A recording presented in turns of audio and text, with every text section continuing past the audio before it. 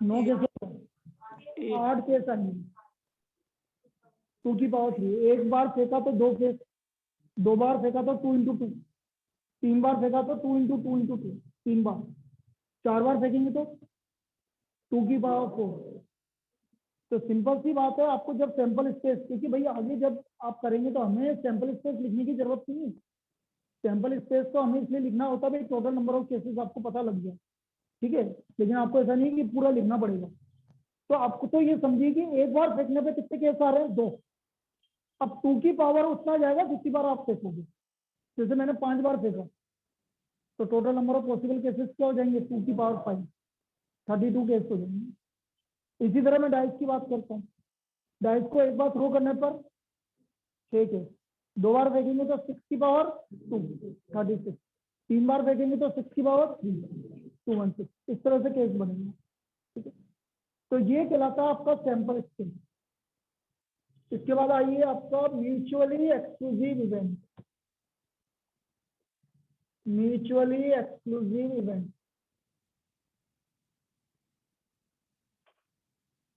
भाई हमारे क्लास 12 में जो जो काम आएगा वो मैं अभी बता रहा हूँ, ठीक है। फिर अभी चैप्टर आज चालू नहीं होगा, क्लास में हो जाए तो हो जाए, मुझे पता नहीं है, लेकिन आज तो जनरल चलेगा। म्यूचुअली एक्सक्लूसिव इवेंट क्या होता है? 2 या 2 से ज्यादा इवेंट जिनके बीच में कुछ भी कॉमन नहीं है। आजा आजा आजा, कौन है? इसके साथ बैठिए। देखो म्यूचुअली एक्सक्लूसिव इवेंट की डेफिनेशन लिखो। म्यूचुअली एक्सक्लूसिव इवेंट की डेफिनेशन लिखिए। 2 or more events, 2 or more events are said to be mutually exclusive, are said to be mutually exclusive if occurrence of one, if occurrence of one prevents the occurrence of all others, prevents the occurrence of all others। किसी के यदि कोई भी एक event हो रहा है तो बाकी के इवेंट नहीं होंगे, उसको बोलता है म्यूचुअली एक्सक्लूसिव। या हम सिंपल सी बात कर रहे हैं कि कोई भी 2 इवेंट जिनके बीच में कोई भी चीज कॉमन ही नहीं है। कॉमन मतलब इंटरसेक्शन, फाई मतलब कुछ भी नहीं है। जब ए और बी के बीच में इंटरसेक्शन का मतलब है कोई भी, दोनों के बीच में कोई भी चीज कॉमन। इंटरसेक्शन मतलब कॉमन। तो कॉमन को हम किससे डिनोट करते हैं? उल्टे ही से, जिसको बोलते हैं इंटरसेक्शन। क्लास 11 के पाप है तो देख लो तुम। हाँ, तो इंटरसेक्शन मतलब कॉमन। तो A intersection B equal to 5। 5 का मतलब 0 नहीं बोलेंगे, 5 मतलब कुछ भी नहीं। वो 0 पे जब हम प्रोबेबिलिटी की बात करेंगे ना, जैसे मैंने इसको प्रोबेबिलिटी में लिखा कि इसकी प्रोबेबिलिटी क्या होगी यदि कोई भी 2 इवेंट आपके म्यूचुअली एक्सक्लूसिव है तो 0 होगी। तो पी ए इंटरसेक्शन बी 0 के इक्वल होगा यदि आपका कोई भी 2 इवेंट क्या है? Mutually exclusive. याद रखना, काम आएगा अभी आगे, ठीक है। वो आपसे बोलेगा 2 इवेंट म्यूचुअली एक्सक्लूसिव है, ए यूनियन बी निकालो।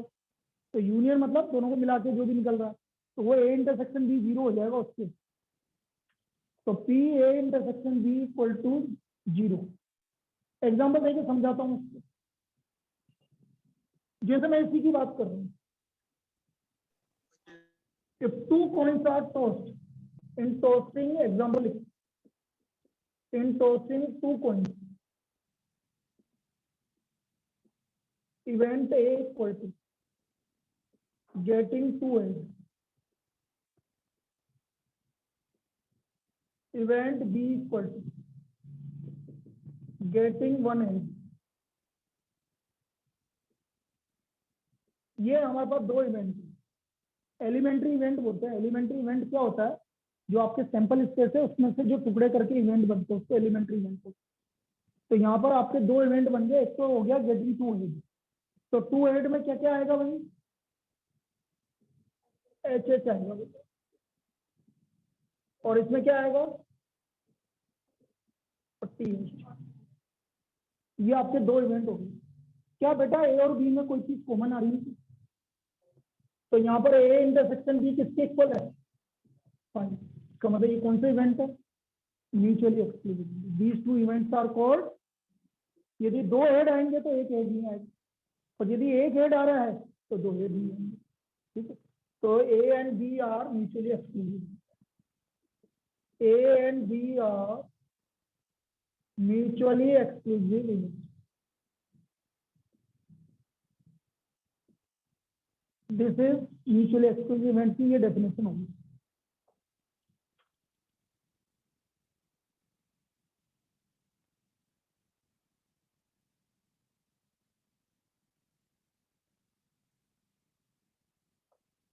अब म्यूचुअली एक्सक्लूसिव इवेंट्स के बाद में लिखिए एग्जॉस्टिव इवेंट। एग्जॉस्टिव इवेंट,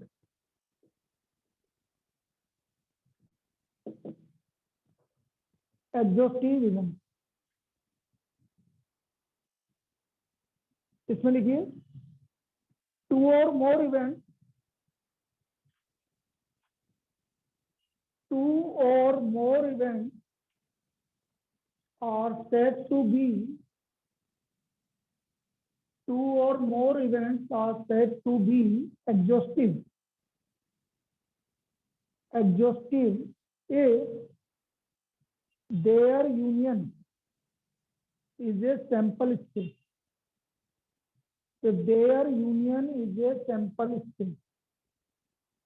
दो या दो से ज्यादा इवेंट एग्जॉस्टिव कब होंगे? जब उनका यूनियन मतलब मिला है, तो उनका क्या आ जाए? पूरा सैंपल स्पेस आ जाए। जैसे इन एग्जाम्पल, या पहले तो लिख लो यूनियन मतलब U, A U B equal to S, S मतलब सैंपल। और प्रोबेबिलिटी की बात करें, प्रोबेबिलिटी कितनी होगी? 1, क्योंकि मैक्सिमम प्रोबेबिलिटी कितनी होती है? 1। तो P A union B equal to 1। यदि कोई भी दो इवेंट आपका एग्जॉस्टिव इवेंट है तो उनका यूनियन हमेशा किसके इक्वल आएगा? 1 के इक्वल आएगा। एग्जाम्पल की बात करते हैं। सपोज मैंने आपको बोला गेटिंग 2 है और या गेटिंग 2 10। अब मैं चेंज कर रहा हूँ और यहाँ लिख रहा हूँ गेटिंग एटलीस्ट 1 है, एटलीस्ट 1 है। तो ये आ गया हमारा head tail, tail head, head head. अब बताइए भाई ए यूनियन बी किसके इक्वल आ रहा है?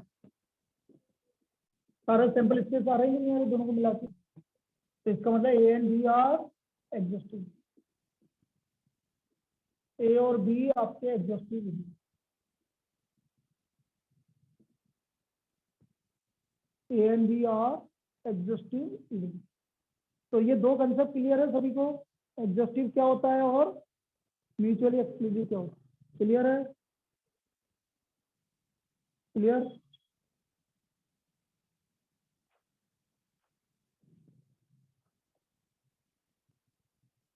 तीन 3 6 7 10 3 13 2 15 3 18 19 19 और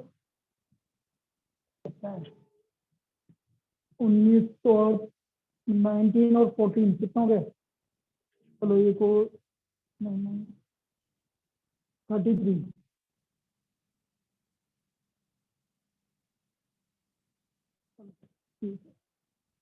कुछ तो संख्या बदली।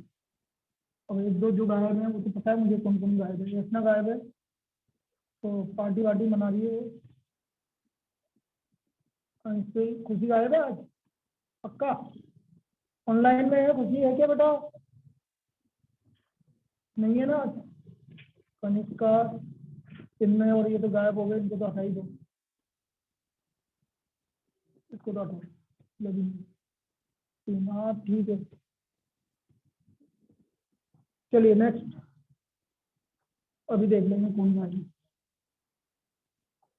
अब देखो प्रोबेबिलिटी होती क्या है? पहले प्रोबेबिलिटी के बारे में आपको जैसे सबको पता है, प्रोबेबिलिटी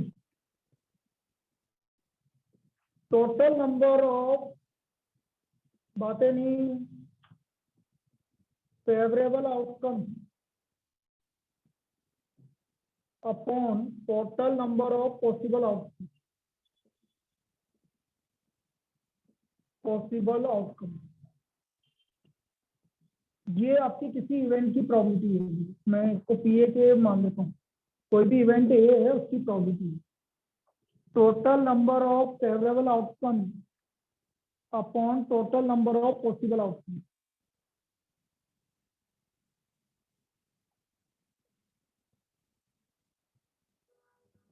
अब देखो क्या होता है कि कोई भी इवेंट की प्रोबेबिलिटी है, जैसे सबको पता है लेकिन बता देता हूँ, must be greater than equal to 0, less than equal to 0। Minimum probability 0 हो सकती है, मैक्सिमम प्रोबेबिलिटी 1 हो सकती है। यदि किसी इवेंट की प्रोबेबिलिटी 0 है तो हम उसको क्या बोलेंगे, हम उसको बोलेंगे इम्पॉसिबल इवेंट। भाई पॉसिबल ही नहीं है कि वो इवेंट होगा। जैसे कि एक डाइस को थ्रो किया, मैंने बोला नंबर 9 आने की क्या प्रोबेबिलिटी, तो डाइस पर 9 नहीं होता है तो वो इम्पॉसिबल इवेंट, पॉसिबल नहीं। तो इम्पॉसिबल इवेंट इसकी पीए इक्वल टू 0, इम्पॉसिबल इवेंट। और यदि किसी इवेंट की प्रोबेबिलिटी 1 है तो पक्का है भाई होना ही है, सर्टेन इवेंट और श्योर इवेंट। जैसे कि इस साल पास होने की क्या प्रोबेबिलिटी है तुम सबकी, अरे वाह नंबर पढ़े नहीं पढ़े लेकिन पास हो जाएंगे, ये तो पक्का। ठीक। तो P A equal to 1, impossible event और सर्टेन इवेंट। और वेरी गुड, आइए बिठाओ। तू तो ऑनलाइन बैठ नहीं कर रहा था क्या ऑनलाइन, बैठिए बैठिए। तो P A equal to 1, certain event और श्योर इवेंट। अब देखो अगर पी ए बातें नहीं बिल्कुल भी बेटा, P A plus P A bar, bar मतलब नॉट ए, तो पी ए बार हमेशा होगा 1 माइनस पी ए। कभी भी आपको नॉट ए निकालना है तो 1 में से माइनस कर दोगे, चाहे किसी का भी आपको बाहर निकालना हो, किसी का भी निकालना हो बाहर। जैसे मैंने बोला पी ए यूनियन बी का होल बार, तो क्या लिखोगे 1 minus P A union B. P A intersection B का होल बार, तो 1 माइनस पी ए इंटरसेक्शन, मतलब किसी का भी बाहर निकालना है आपको तो 1 में से माइनस कर दो। अब बेटा दो चीज होती है, एक तो होता है ओड्स इन फेवर, एक होता है ओड्स इन अगेंस्ट। तो नेक्स्ट टॉपिक लिखिए आगे, इतना लिख लीजिए पहले। अब आगे से लिखना बेटा, इसकी मैं वीडियो भेज दूंगा, उसके आगे लिखो।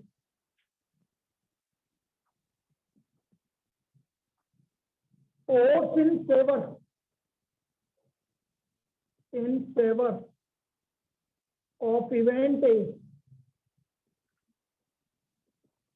पीए रेशियो पीए बार।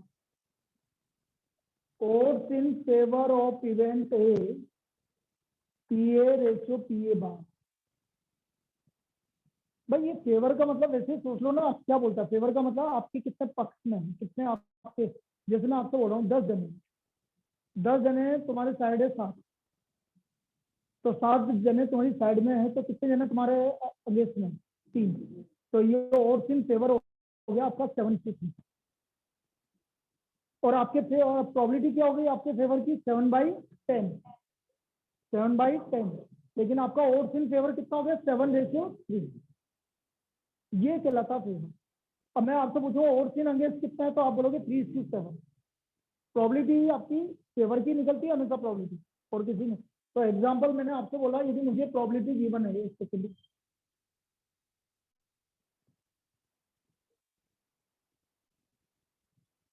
सपोज हमें प्रोबेबिलिटी गिवन है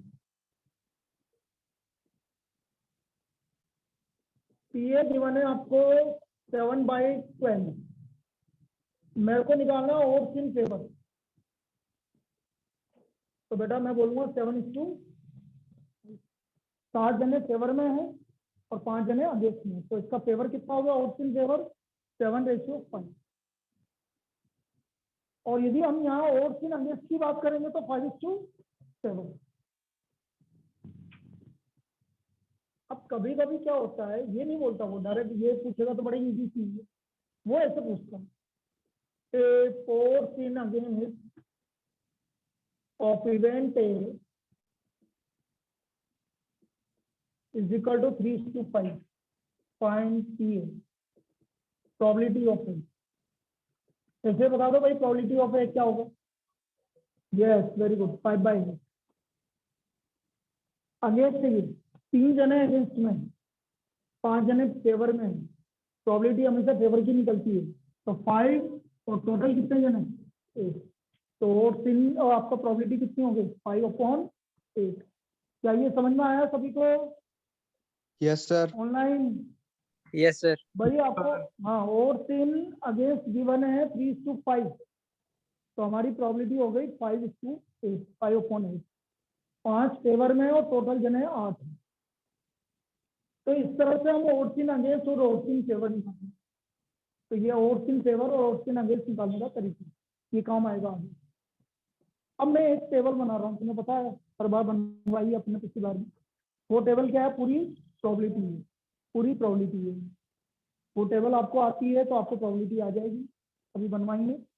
और नहीं आती है तो फिर दिक्कत, तो उसको ध्यान से पढ़ना है उसको। ये चलिए भाई एक टेबल बनाइए, उसमें आपको 3 अगेन जैसे कल बनाया था ना तुमने इनवर्स ट्रिग्नोमेट्री में, तो ऐसे बनाना है 3 का।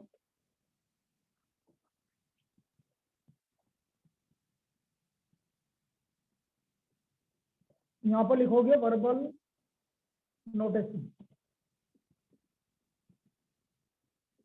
यहाँ लिखोगे सेट थ्योरेटिक नोटेशन। अब ये क्या है, ये वाला टेबल इसलिए इम्पोर्टेंट है क्योंकि इसमें सब आपके 11th के पास भूल जाएंगे, ये इसलिए ये इम्पोर्टेंट। भाई आपने 11th में पढ़ा हो तो बढ़िया, नहीं पढ़ा होगा तो यहाँ से क्लियर हो जाएगा।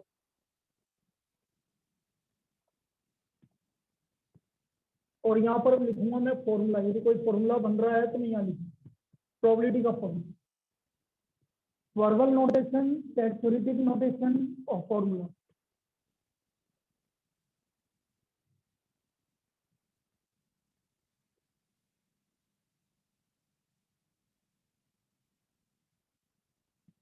नोट है पहला तो सिंपल है जो आपको अभी बताया, नोट है। डिनोट कैसे करोगे, या तो ए डेज से करोगे या, और पी ए बार अभी बताया था क्या था 1 - पी।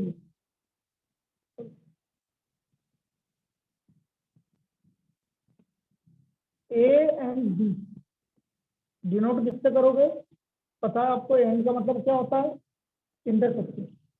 एंड का मतलब इंटरसेक्शन होता है, और का मतलब यूनियन होता है। तो ए इंटरसेक्शन बी,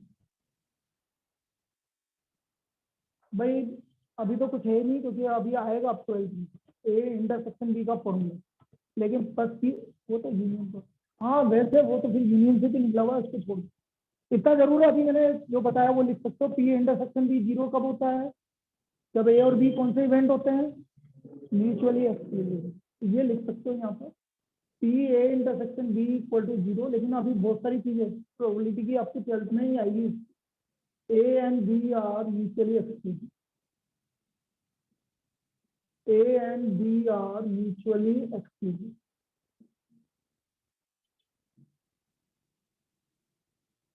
ये है आपका एडिशन थ्योरम, ए और बी, तो इसको बोलेंगे A union B. P A union B equal to P A plus P B minus P A intersection B.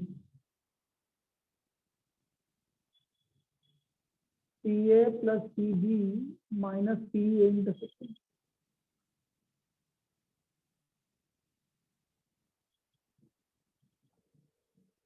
ये आपका ए और बी का, A union B, P A plus P B minus P A intersection. Formula काम आएगा पूरी probability में ए union B का, ए but not B. इसको समझना, ये अब यहाँ से इंपॉर्टेंट चालू हो गया। अब ये 11th का पार्ट आ गया जो आपको पता होना चाहिए। ए तो है लेकिन बी नहीं है, मतलब ए एंड नॉट बी, इसको बोलेंगे हम ए। तो ए लिख देंगे, एंड का मतलब इंटरसेक्शन, नॉट बी का मतलब बी बार या बी डे। तो हम इसको बोलेंगे ए बट नॉट बी का मतलब क्या हो गया, ए इंटरसेक्शन बी डेज बोल लो या बी बार बोल लो। ये होता है आपका ए बट नोट बी। बेटा अब देखो इधर A intersection B bar, formula समझना, कौन है ए तो है ना, तो ए तो लिख दो भाई, ए के साथ कौन नहीं है, बी नहीं, तो ए के साथ बी नहीं, सीधा सा फॉर्मूला बन।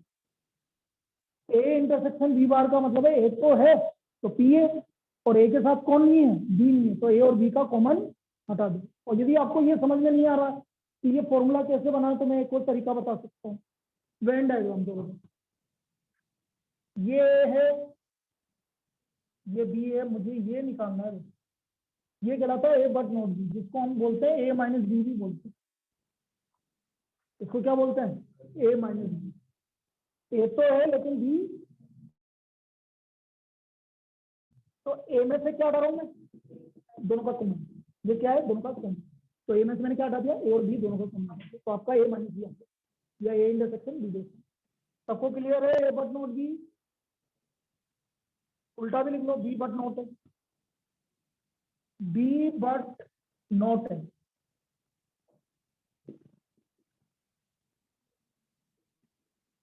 B intersection A day, P B intersection A day equal to P B minus P A intersection. Simple basic वैसे ही बन गया, बी तो है लेकिन ए नहीं है, तो P B intersection A day equal to P B minus P A intersection B.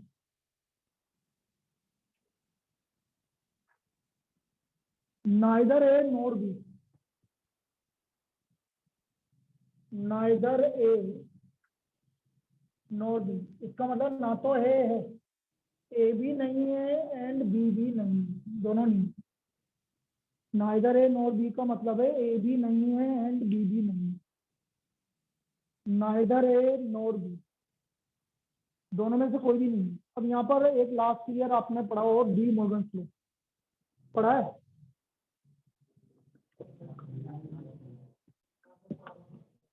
D Morgan's law क्या होता है, चलो वो समझा दो। देखो डी मॉर्गन्स लॉ ये होता है, जैसे मैं आपसे बोल रहा हूँ ए इंटरसेक्शन बी का होल बार, ऐसा लिखा मैंने, तो बेटा पी ए डेश, उल्टा करते जाओ भाई, ए बार और इंटरसेक्शन का union C bar, this is De Morgan, ये डी मॉर्गन लॉ कहलाता है। ए इंटरसेक्शन बी का होल बार, तो ए बार इंटरसेक्शन का यूनियन बी बार, तब वो यहाँ यूनियन होगा तो इंटरसेक्शन। अब मुझे निकालना है, देखो आराम से, यदि ये समझ में आ गया तो ये इजीली हो जाएगा। P A bar intersection B bar, de Morgan's law, A bar का उल्टा ए इंटरसेक्शन का यू बी होल बार, तो क्या हो गया, ए यूनियन बी का whole bar, A union B का होल बार, ये आपका de Morgan's law. A union B का होल बार, अब बेटा ए यूनियन बी का होल बार निकालना है, तो मैंने क्या बोला था, किसमें से माइनस होगा, तो 1 माइनस पी ए। दोबारा समझा देता हूँ बेटा डी मॉर्गन लॉ, सपोज मैंने बोला ए यूनियन बी का होल बार, क्या बोलूंगा, ए बार यूनियन का बी, पी वो भूल जाओ, ये डी मॉर्गन लॉ। सपोज मैंने बोला ए इंटरसेक्शन बी का होल बार, क्या बोलूंगा, A bar union B, this is De Morgan law. Clear है सभी को, तो ये यूज करा हमने नाइदर ए नोर बी, और लास्ट फॉर्मूला नोट ए और नोट बी, नोट ए और नोट बी, भाई नोट ए मतलब ए नहीं है, और का मतलब यूनियन बी नहीं है, ए नहीं है या बी नहीं है, ए नहीं है या बी नहीं है, तो फॉर्मूला क्या बनेगा डी मॉर्गन्स लॉ से, A bar union B bar equal to P A intersection B का, और होल बार निकालने के लिए किसमें से माइनस करोगे, 1। चलो ये टेबल आपकी कंप्लीट हो गई, इस तरह से ये टेबल कंप्लीट हुई, और ये फॉर्मूले आपको सारे समझने हैं, रटने नहीं है, रटोगे तो फिर भूल जाओगे। समझ लो तो आराम से बन जाएंगे सारे फॉर्मूले, वो चीज।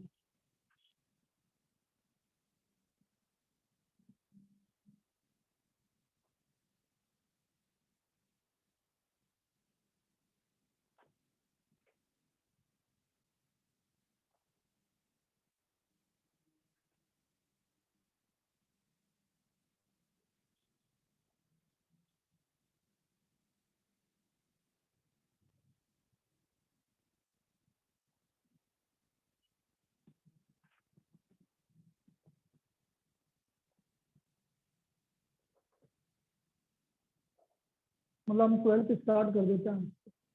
हो गया बस, एक निकले बस, मेरे को लास्ट काम कर लेने दो, एक बार अटेंडेंस देख लेंगे। एसवी, आर्यन, प्रणव, चिराग, देव, शिवांशी, दिया, कनिष्क, सतीश, विंकल, स्वस्ति, वैदेही, वेदांत। अब इसमें तो बहुत सारे गाइड हैं अभी तो। 1 2 3 4 5 6 7 8 9 10 11 12। 2 मिनट बातें नहीं बेटा। 12 और अपना कितने थे बोला था ना मैंने? 4 4 8 11 2 13 2 15 16 16 4 20 22 25 दिशा एब्सेंट है इनमें। इसको हटा ही देते ना, इसको 39 दे दो क्योंकि ये तो अब नहीं आएगा। अंशुल, कृष्णा, कनिष्क, चलो मुझे याद है मैंने देख लिया, कौन कौन है बाद में देख लिया। चलिए भाई लिखिए भाई, आप अपना टॉपिक कब चालू कर रहे हैं? 12th का, 12th का टॉपिक लिखो। पहला topic conditional probability. Conditional probability,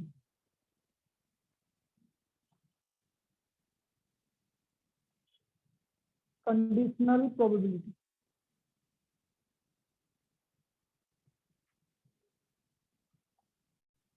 let A and B be two event. Definition लिखिए भाई कंडीशनल प्रोबेबिलिटी की। Let A and B be two event, then the probability of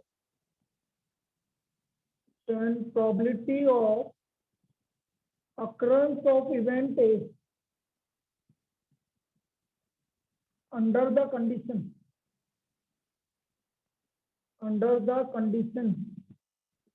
event B has already occurred is called conditional probability. Is called conditional probability. अभी समझा रहे हैं क्या लिखा है मैंने? Probability of event A under the condition event B has already occurred is called conditional probability. P A के होने की प्रोबेबिलिटी, जबकि क्या गिवन है हमें? बी गिवन है, मतलब इसको डिनोट करेंगे पी ए बाई बी। ए के होने की प्रोबेबिलिटी जबकि बी हो चुका है, बी कंप्लीट हो चुका है, मतलब आपको बी पता है तो उसको बोलेंगे पी ए बाई बी। ए के होने की प्रोबेबिलिटी जबकि बी कंप्लीट हो चुका है, तो ये प्रोबेबिलिटी क्या होगी मैं अभी बताऊंगा। ये कहाँ सा है? तो P A intersection B upon P B. Condition है लेकिन पी बी किसके इक्वल नहीं होना चाहिए? 0 के इक्वल नहीं होना। भाई ऐसा नहीं कि पी बी की जो बी है उसकी प्रोबेबिलिटी 0 है, तो ये कंडीशनल प्रोबेबिलिटी कहलाती है। अब ये फॉर्मूला आया कहाँ से अभी समझा। P A by B equal to P A intersection B upon P B and P B is not equal to 0। अब देखो ये फॉर्मूला आया कहाँ से? हम सबसे पहले यहाँ लिखेंगे मल्टीप्लीकेशन और कंपाउंड थ्योरम ऑन प्रोबेबिलिटी। ये भी काम आएगी आपके आगे। Compound theorem on probability. आप चीजें समझना कि ये मैं क्या लिख रहा हूँ या किस तरह से लिख रहा हूँ, वो चीज इंपॉर्टेंट। मैंने अभी बोला था कि ए एंड बी, मुझे ए और बी के होने की प्रोबेबिलिटी निकालनी। मैं ये निकालना चाहता हूँ कि ए और बी दो इवेंट हैं, वो दोनों हो रहे हैं, तो उसकी प्रोबेबिलिटी क्या होगी। तो सपोज मैं मान लेता हूँ कि ए इवेंट पहले हो, तो मैंने लिख दिया पी ए। अब किसकी बारी आई, और मुझे पता है कि ए कंप्लीट है,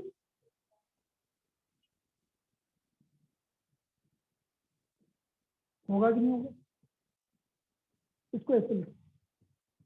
फिर आप बोलोगे सर ये यूज कैसे करेंगे, यूज करने का तरीका मैं एक एग्जांपल देके समझा। एक बेग है, बेग के अंदर 10 बॉल है, 4 रेड बॉल है और 6 ब्लैक बॉल। अब मुझे 2 बॉल निकालनी है, लेकिन मुझे वापस नहीं डालनी है। पहली बॉल निकाली रेड बॉल, तो मैं उसको ए नाम दूंगा या पी आर ई रेड। तो रेड आने की प्रोबेबिलिटी क्या होगी, यदि रेड 4 है तो रेड आने की प्रोबेबिलिटी होगी 4/10, क्योंकि टोटल बॉल 10। अब मैंने पहली वाली बॉल निकाली पी आर, अब उसको वापस नहीं डाला, तो फिर मैं लिखूंगा बी/आर, ब्लैक आने की प्रोबेबिलिटी, जबकि पहले क्या निकल चुकी है रेड, तो ब्लैक कितनी है 6 और बची कितनी है 9, तो 6/9 आएगी इसकी। तो इसलिए बोलते हैं इसको मल्टीप्लीकेशन थ्योरम ऑन प्रोबेबिलिटी। दो इवेंट एक साथ हो रहे, पहले हमने रेड बॉल निकाली, उसको वापस नहीं डाला, फिर मैंने ब्लैक बॉल निकाली, तो फिर मैं उसको कैसे लिखूंगा, रेड ब्लैक आने की प्रोबेबिलिटी, जबकि क्या निकल चुकी है रेड निकल चुकी है। इसको ऐसे बोलेंगे भाई रेड एंड ब्लैक बॉल। आया कोई नहीं, तो फिर मैंने ऐसे लिखा। अच्छा जरूर थोड़ी ए इवेंट पहले होगा, हो सकता है बी इवेंट पहले हो रहा हो, तो मैं ऐसे सब पहले बी होगा। तो अब किसके नंबर आ गया, तो A/B, तो अब क्या होगा A/B। अब ध्यान से देखो बेटा, P/A/B फॉर्मूला इससे निकल रहा है कि नहीं निकल रहा है, ये PA intersection B upon PB, ये अपॉन में चला गया। तो ये फॉर्मूला यहाँ से आया बेटा, multiplication theorem on probability. PA intersection B, PB जो मल्टीप्लाई में था इधर आके डिवाइड में होगा, तो PA इंटरसेक्शन B आ गया, और P/A/B क्या आ गया, PA intersection B upon PB। तो ये हमारा मल्टीप्लीकेशन थ्योरम और compound theorem on probability, multiplication theorem और कंपाउंड थ्योरम ऑन प्रोबेबिलिटी।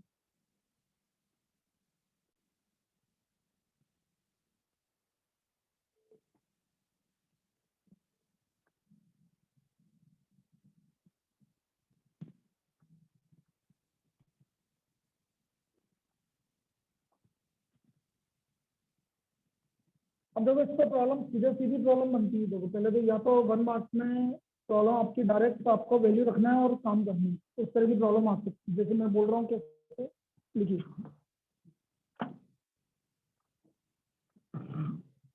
फिर इससे और किस तरह की प्रॉब्लम बनेगी वो अभी बताऊँ।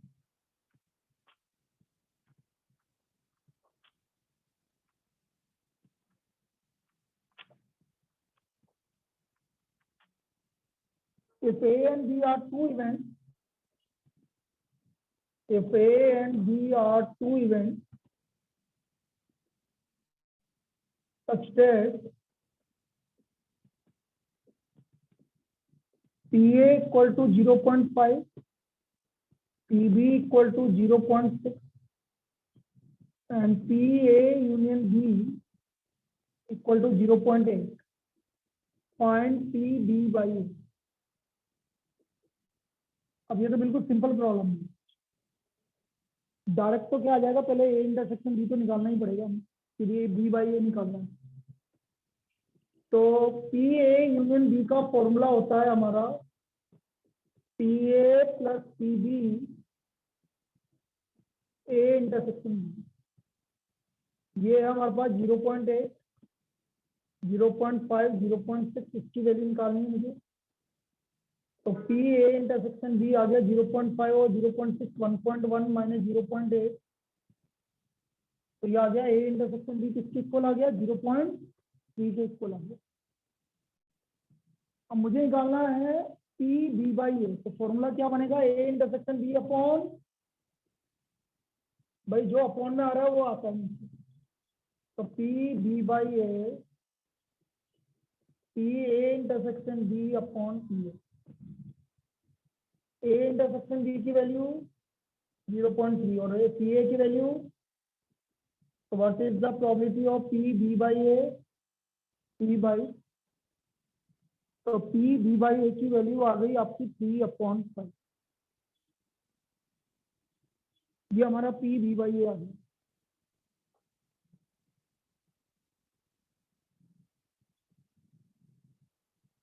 तो ये तो डायरेक्ट वैल्यू हमने निकाल ली P B by A, P A intersection B upon P. Clear है? चलिए नेक्स्ट,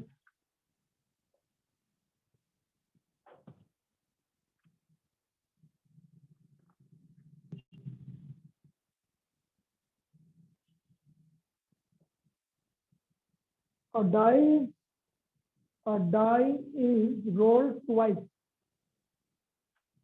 नेक्स्ट प्रॉब्लम लिखेंगे बेटा सब। a die is rolled twice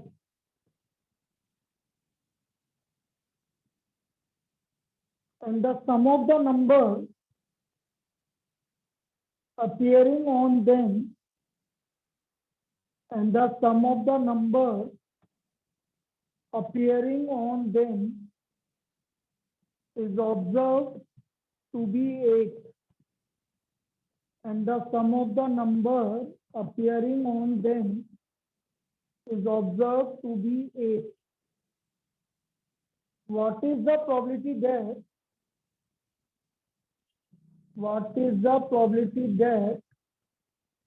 the number 2 has appeared at least once? The number 2 has appeared at least once.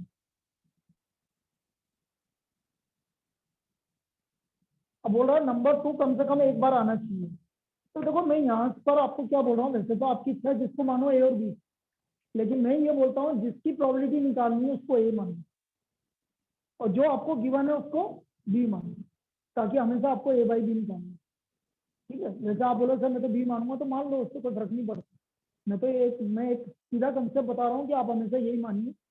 तो मेरे को probability किसकी निकालनी है कि number 2 has appeared at least one.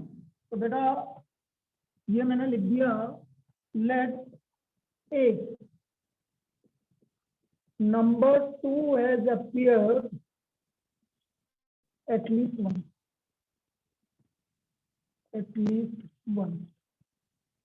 P given क्या है, sum of the number is 8। अब जो गिवन होता है ना उसको आप लिख लीजिए 8 कब कब आएंगे, 2 6 आएगा, 3 5 आएगा, 4 4, बेटा सिस्टमेटिक चलो ना, 2 3 4, कभी गलत नहीं होगा, 5 3 6 2, बिल्कुल सिस्टमेटिक चलेंगे तो आपके 5 नंबर आ गए। ये 5 बार में आपके 8 आ सकता है। अब देखो आंसर तो पता है, टोटल केस कितने गिवन है आपको 5, उसमें से 2 कितनी बार आ रहा है, 2 बार। तो प्रोबेबिलिटी क्या होगी 2/5, सीधा सीधा आंसर।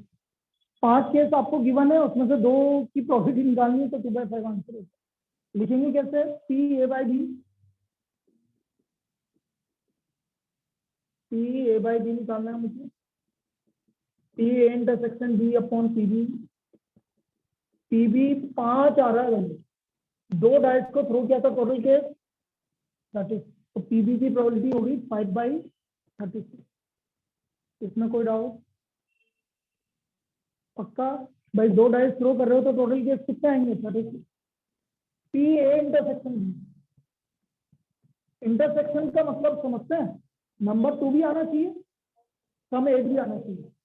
तो नंबर 2 भी आना चाहिए, सम 8 भी आना चाहिए, 1 और 2, तो 2 बाई रख दीजिए यहाँ पर, 2/36 डिवाइड बाई 5/30।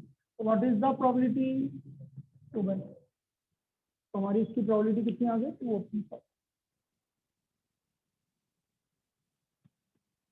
इस तरह की प्रॉब्लम बनती है भैया आपके। आ चुकी है, ये तो बहुत बार आ चुकी है। ये क्लियर है online? Yes, sir. Yes, sir. अगला लिखो।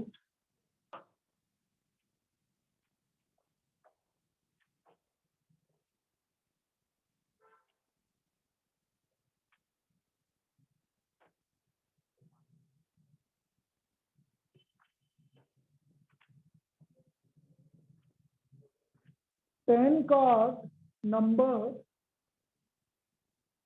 10 card numbered 1 to 10 are placed in a box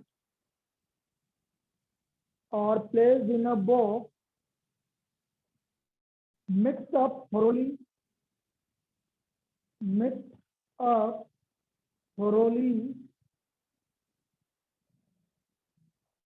and then one card is drawn randomly. One card is drawn randomly. If it is known that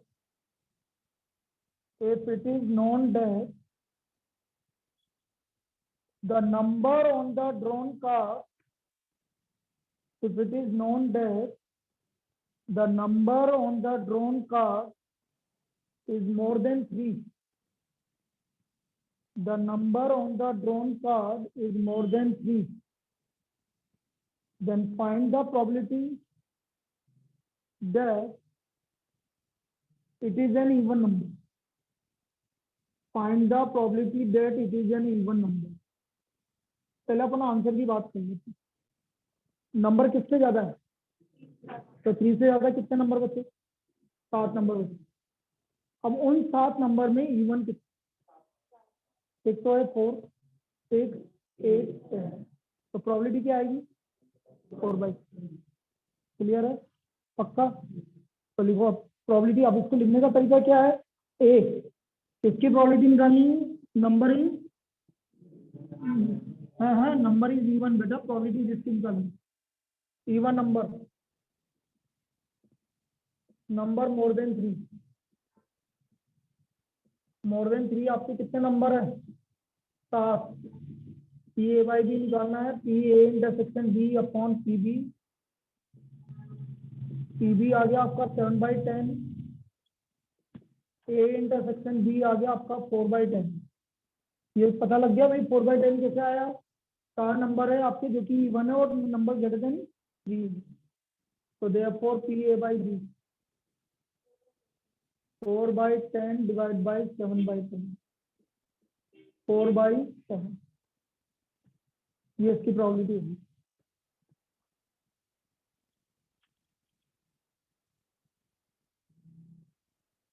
लिख लिया?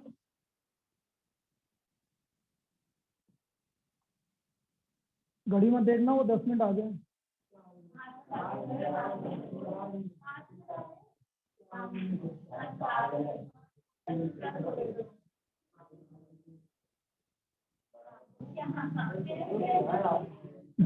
बताओ, पूछ ले, इससे पूछ ले। सिमिलर ट्राइंगल नहीं, कॉन्ग्रेंट। हाँ, अरे हाँ यार, चलो अल्लाह लिखो। अभी तो ऐसी बातों में टाइम निकल जाएगा। Assume that, next problem. Assume that each born child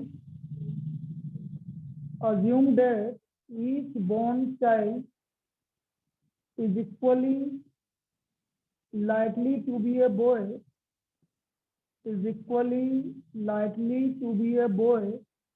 or a girl.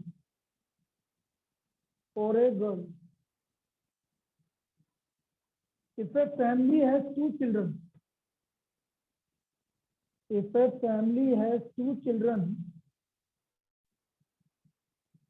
what is the probability that both are girls, given that at least one is a girl. Given that at least one is a girl.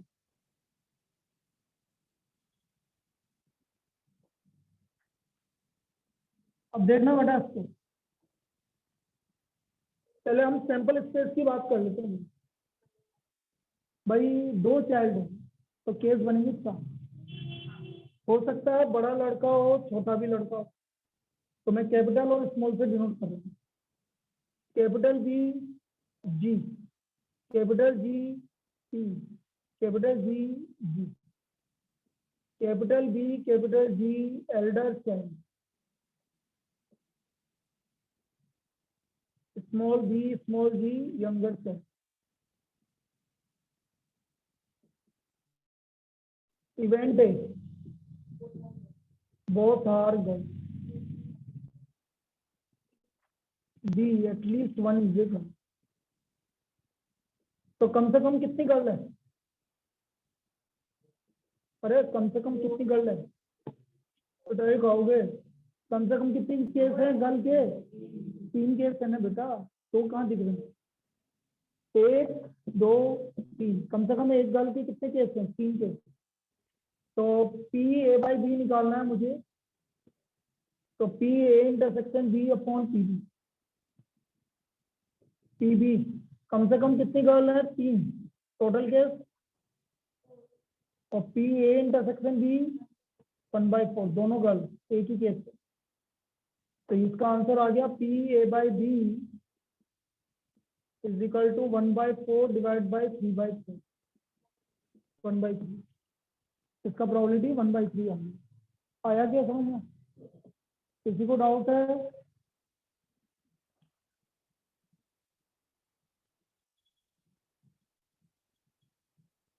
अच्छा मैं इसमें ये पूछता आपसे, youngest सीजे girl की probability नहीं, youngest सीजे girl given है और बोथ आर गर्ल्स की प्रोबेबिलिटी। तो यंगेस्ट सीजे गर्ल कितने केस है? 2 केस है, तो आंसर आता फिर 1/3। 2/4 तो होता PB, और P A इंटरसेक्शन B तो 1/4 ही होता, तो 1/2 हो जाता।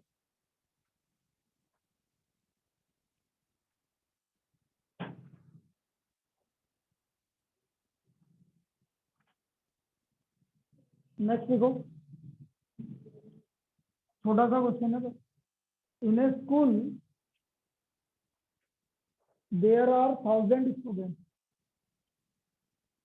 In a school, there are 1000 students, out of which 430 are girls. Out of which 430 are girls. If it is known that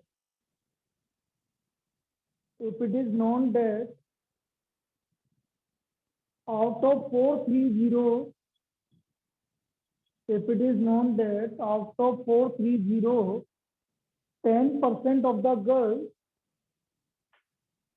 studies in class 12. 10% of the girls studies in class 12. What is the probability that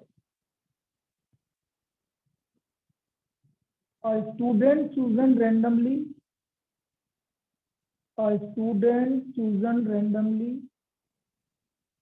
studies in class 12,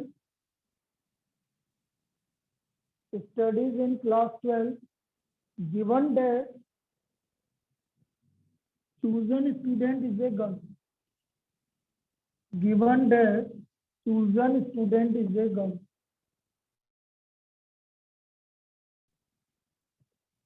तो probability निकालनी है कि student studies in class 12।